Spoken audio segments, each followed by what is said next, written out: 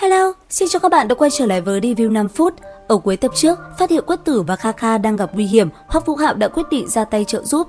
Do được huấn luyện để trở thành cực hạn đam binh nên chỉ dựa vào sức một mình, anh ấy rất nhanh đã phá tan trận địa của địch.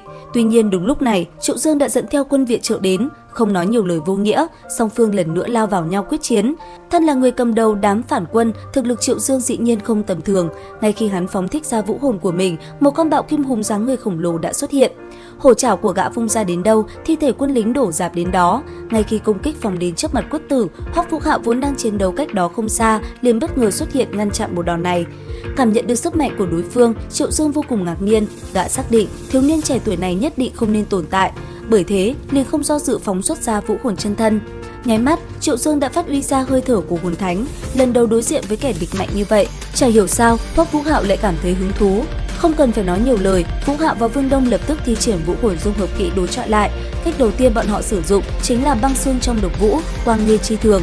Kim quang bất ngờ lấy ra, chỉ trong nháy mắt, một thân ảnh diễm lệ hiện ra, khiến cho toàn bộ những người có mặt đều thất kinh. Nhưng mà ở phía đối diện, bạo kim hùng không hề lay động, bởi nó cảm nhận được nguy cơ mãnh liệt. Khoảnh khắc cự chảo mang huyết mạch ám kim khủng chảo hùng đánh về phía hư ảnh xinh đẹp của Quang Chi nữ thần, chỉ thấy nàng ta dùng một ngón tay để đón đỡ. Khoảnh khắc hai đòn công kích va chạm, một tiếng nổ lớn vang lên, trong chớp mắt núi rung đất chuyển, khiến cho mọi người đều bị lực phản chấn đánh bay ra xa. Khi khói bụi tan đi, Hoắc Vũ Hạo và Vương Đông cũng bị tách ra, còn bạo kim hùng nó nhanh chóng hóa thành tro bụi.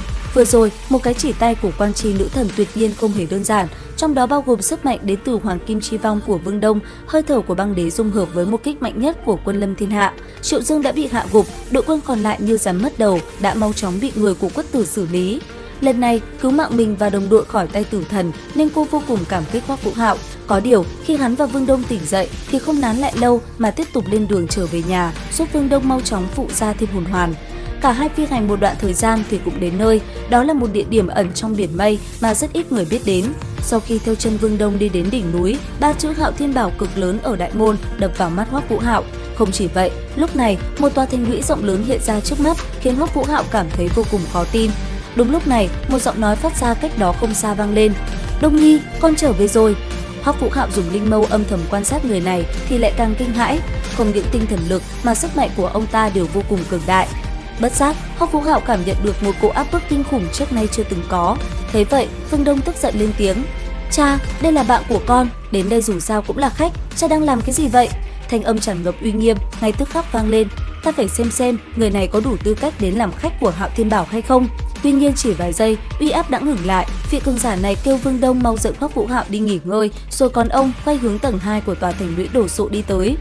Lát sau, Vương Đông đã dẫn hắn đến một căn phòng có view phía trước là biển mây vô cùng hùng vĩ. Đặc biệt, hắn được đặt cách cho tu luyện trên một chiếc giường băng, bởi Vương Đông nói thứ này có lẽ sẽ phù hợp với người có vũ hồn băng cực hạn. Hoắc Vũ Hạo cảm kích kêu bạn tốt của mình mau tranh thủ đi thăm người nhà, hắn đi tắm rửa xong sẽ lập tức tu luyện. Vương Đông vui vẻ rời đi. Nháy mắt, sau khi đến chỗ hai người cha nuôi của mình thì sắc mặt cũng trở nên tức giận. Hiển nhiên là vì vừa rồi nhị tía đã bắt nạt Hoắc Vũ Hạo. Nhưng làm cho bản thân thất kinh chính là ngay khi đặt chân đến đại điện đã thấy nhị tía bị đại tía đánh cho một trận, khiến ông khó chịu vô cùng.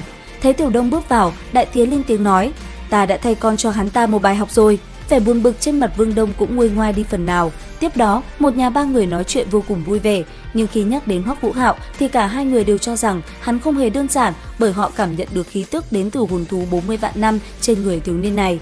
Vương Đông dĩ nhiên không hề biết chuyện này, chính vì thế nên càng khiến cho hai người cha nuôi của nàng lo lắng, nói rằng sẽ đi khảo nghiệm hắn một phen. Với độ uy tín của đại tía thì dù không muốn nhưng rốt cuộc Tiểu Đông cũng đồng ý. Lúc này, Hoắc Vũ Hạo đang ngồi trên vạn tái băng hàn ngọc tùy sàng tu luyện thì bất ngờ phát sinh chuyện ngoài ý muốn. Trong thức hải của hắn, Y Lai Khắc Tư đã hiện thân, vẻ mặt trầm giọng cất giọng nói: Không ổn rồi, có lẽ toàn bộ chúng ta đều sẽ phải bỏ mạng tại đây. Lời vừa dứt, một cỗ lực lượng kinh khủng từ người Hoắc Vũ Hạo bạo phát ra, khiến toàn bộ đỉnh núi rung chuyển. Thấy vậy, cha nuôi của Vương Đông lập tức hạ lệnh cho trưởng lão Đường sơ tán toàn bộ đệ tử khỏi Hạo Thiên Phong, còn mình lập tức chạy đến chỗ Hoắc Vũ Hạo xem xét tình hình. Đến đây thì cũng hết tập 59 Đấu La Đại Lục 2. Xin chào và hẹn gặp lại các bạn ở những video tiếp theo.